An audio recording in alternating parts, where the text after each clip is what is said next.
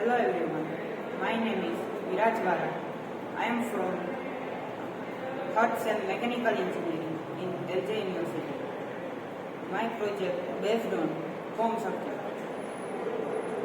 Form stands for kinematic of motion.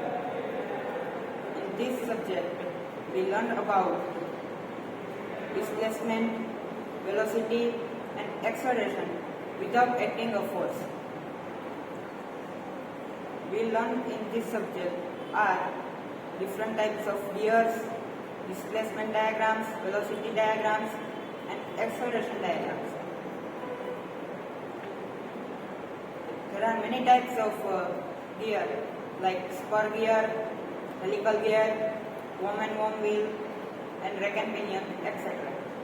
My project is based on rack and pinion gear mechanism. My project title is Jack with the help of rack and pinion. In my project, rack and pinion are used which pitch is 0.5 centimeter. By giving force to the pinion, the rack is moves towards forward and backward. Thank you.